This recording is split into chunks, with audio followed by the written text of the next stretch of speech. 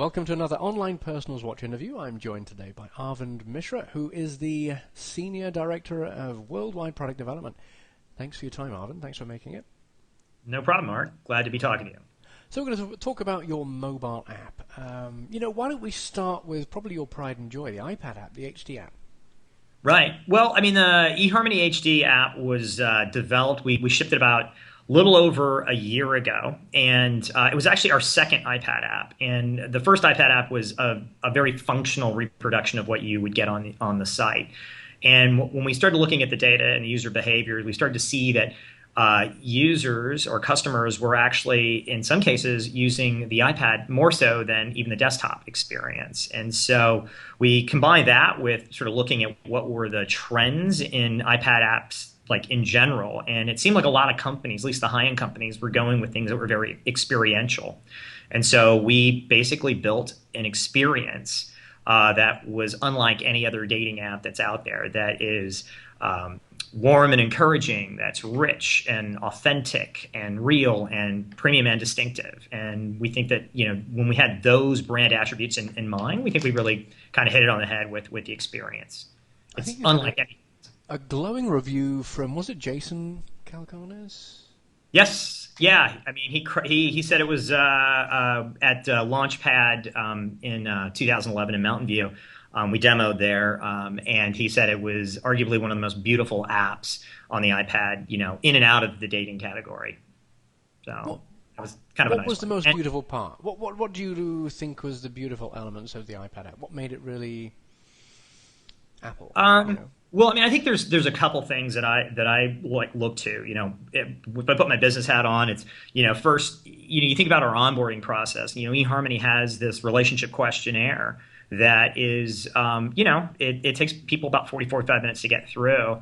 And we basically turn that on its head, and with touch and by being really smart about the questions we asked, and actually with a new algorithm, we were able to get that down to a process that takes to about like 15 minutes.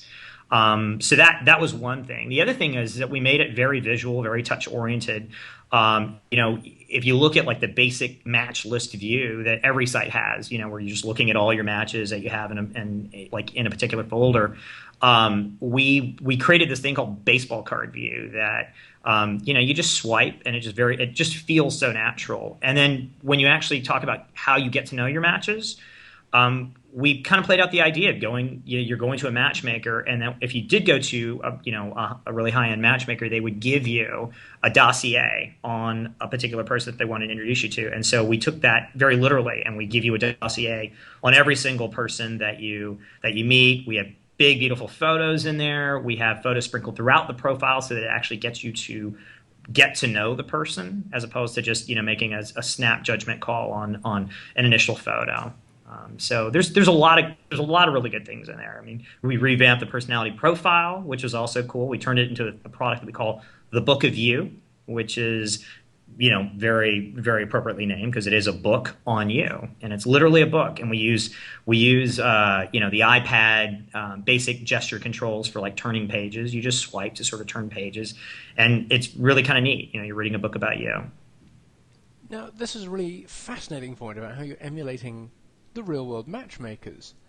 How do you think your eHarmony is vastly superior to a real-world matchmaker?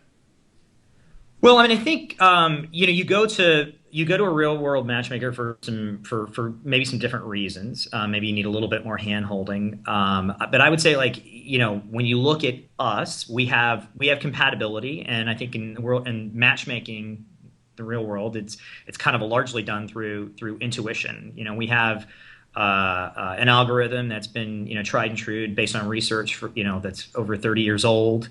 And then we have, the size of our database in general. I mean, your network is only as strong as the amount of people that you have in it, I think. And we have a lot of people to match you up with, which I think makes for a better experience and a better use of your time as well. With the questions on the iPad and the iPhone and the mobile experience, how did you bring them down? How many questions are on the mobile apps? So the questions are there's about a little over 100, and that's down from about 270 questions. So we have a new algorithm that we sort of developed, like our R&D team kind of went back to the drawing boards and tweaked some of our algorithms, and we're able to get a read on people's personalities in a little bit in a way that's a little bit more efficient. And then when you combine that with just touch, it makes for a very fast experience. So we actually have an experience, like if you look at the iPhone app, where you're answering one question per page, and you answer the question and it automatically advances to the next question. Like we don't even, we don't make you hit continue or anything like that. It's in a constant state of motion, so it actually feels incredibly fast as well. So that must have, knowing that you wanted to have that fast, smooth experience, HTML5 is out the window then. You couldn't really have done HTML5. That's there are more challenges. I think HTML5 is kind of in its infancy in terms of like developers getting to know like the ins and outs of it. And I think that 2 years ago, I think it was harder to do some of the things that we're doing now with the app. I think very shortly, there could be a world where we have an HTML5 experience that's just as fluid as the app. So geolocation. Um, what's eHarmony's philosophy on geolocation? I think I'd be a liar if I said that we're not thinking about geolocation. I think the way we will eventually implement it will be different than everybody else. Our user base isn't exactly clamoring for it, but it could be a case of them not knowing that this like cool feature is just around the corner, which when we do build it, it will be that way. So we have to do it in a way that's very responsible, where people's privacy is incredibly protected, and it's done in a way where it's not scary, where it's all opt in, where people can choose to partake if they don't, and if they don't want to, we don't force it down their throats. But I think we can create a thriving community with a new feature that revolves around geolocation. It seems like there's two schools of thought. There's one school which revolves around actually having a map and showing the people on the map, which I can't imagine would suit eHarmony, but I could see eHarmony introducing a product where you actually show the people who are within driving distance, a reasonable distance. Yeah, I mean, I agree with you. I mean, I don't think you need to show people on a map. I think you can show people that are close by, and I think how you visualize that, we're going to come up with some interesting ways. But again, I do think that should always be at the user's control. Like, it should never be on, and suddenly that somebody finds out that somebody's like, they find out the feature was on, and they're getting all these random contacts from a bunch of people. And particularly in the case of women, I don't think they want it on all the time. So you're on iPhone, you're on Yes. iPad. Yep. How's the Android app different? The Android app is largely it largely mirrors the iPhone app. I think there's like one or two features that we don't have on Android yet, and that's just been a timing thing more than anything. We see great engagement with Android just as we do with iPhone, and so I think it is a platform for the time being that we're still very interested in. Is there much difference in the monetization between the two apps?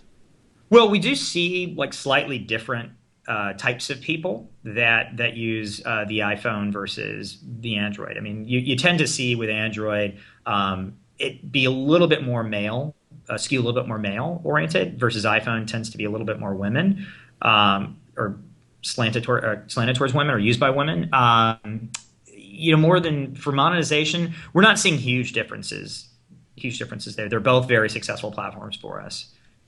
And in terms of monetization, you've gone the Apple route. Unlike some other competitors, you've actually gone the Apple route. So how useful is Apple in leading people? Your eHarmony's advertising all the time. One of the, if not, one of the top two big advertisers in the industry. Do you really need Apple? I think yes. I mean, I think we do. I mean, at the moment, the benefit of having that additional channel is outweighing the monetary output or outlay that we have to make to Apple.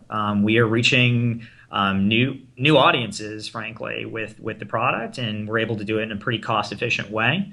So for the time being, I think it's something that we're keen on keeping. And plus, I mean, I think one of the other things that we try to think about is just we need to be on every platform for our customers. I mean, I think that having these artificial delineations between like making people go to a browser versus an app, if people want to use you in an app or use your service in an app, you kind of need to be there as a premium brand. And are you finding that you've got more marketing channels available to you now on mobile? Yeah, I mean, absolutely. I think we do. I think the whole mobile marketing channel, like the industry, has really come up with through a lot of different providers. And yeah, I mean, we are again reaching a lot more people. And they're different people than the ones that we are reaching, through just straight up television or print ads or radio or what have you. In terms of the development of the applications, were you entirely in house, or did you have a proportion of the team external?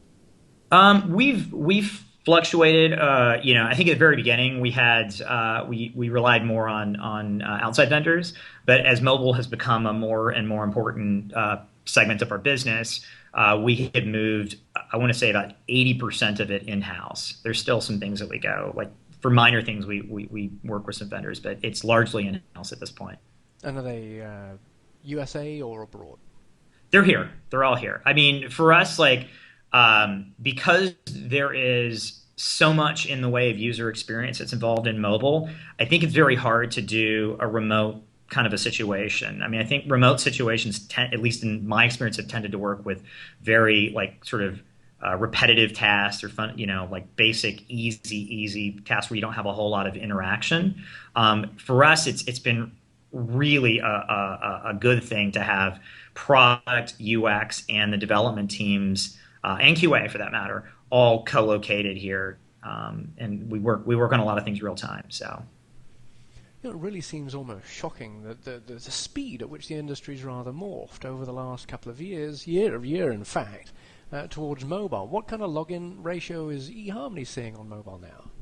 Well, I mean, we keep most of our stats or they're confidential because we're not a public company. But I mean, the one stat that we have shared publicly is that we're seeing somewhere around 30 to 35% of new customers walking in the door coming from the mobile channel. Which, if you think about it from like 2 years ago when we were barely even in the space, is quite shocking.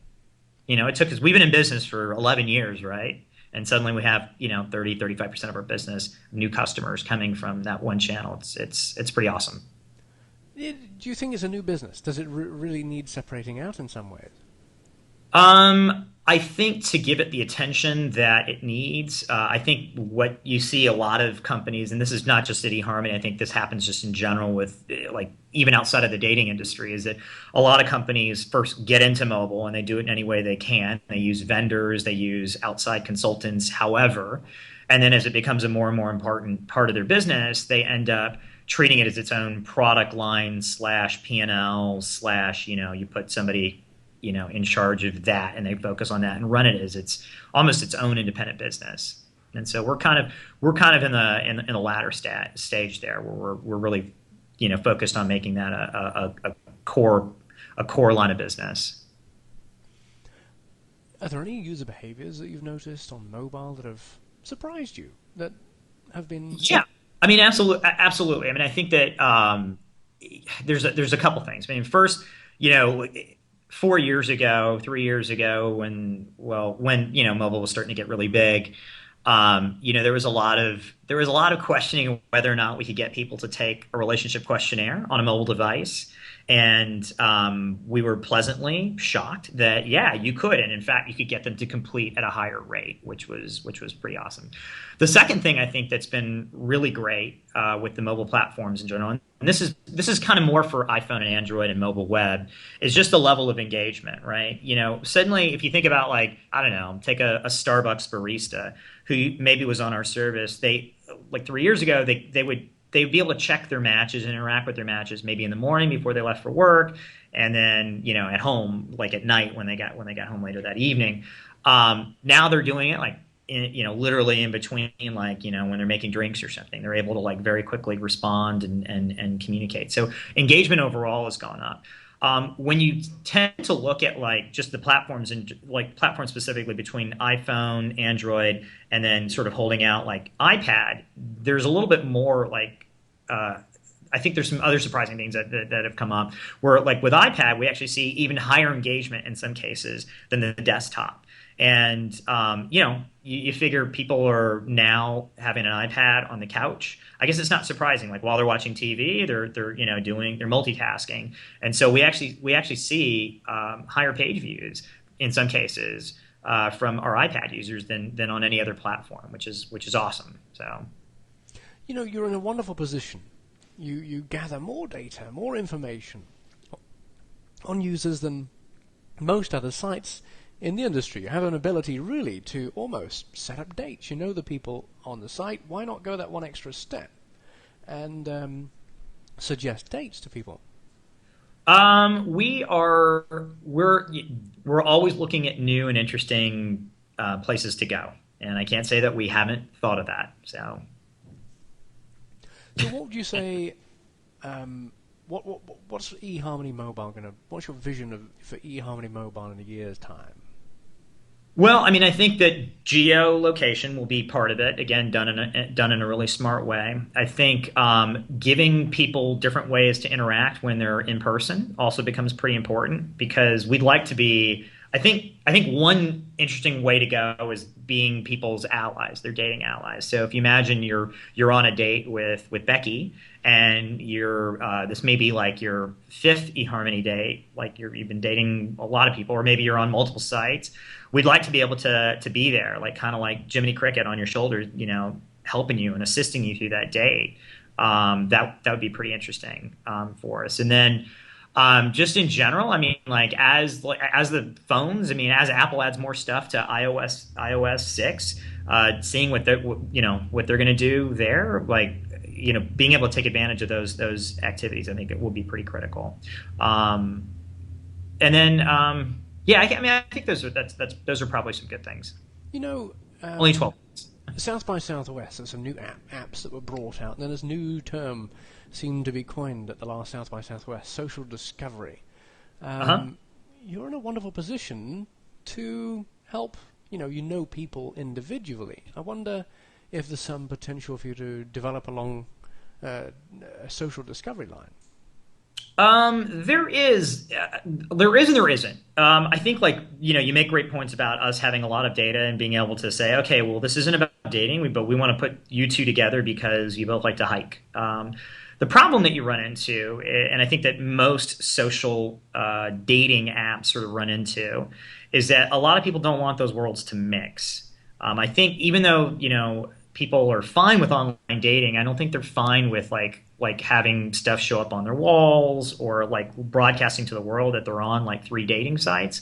I don't think we're there yet. Maybe we will be there, in another couple of years. But like for me, it's hard to think that someone's gonna be like, well, I need to find a hiking buddy. Well, let me go to eHarmony. Now, if we had a separate property that was like eHarmony for friends, I could see that, and maybe we have some sort of layer that floats across different properties if we ever went down that route. But I don't think that for eHarmony.com, like social discovery will be the thing that customers will want to come to our site for. Arvind Mishra, you're the Senior Director of Worldwide Product Development. Thank you so much for your time. No problem. Thank you, Mark.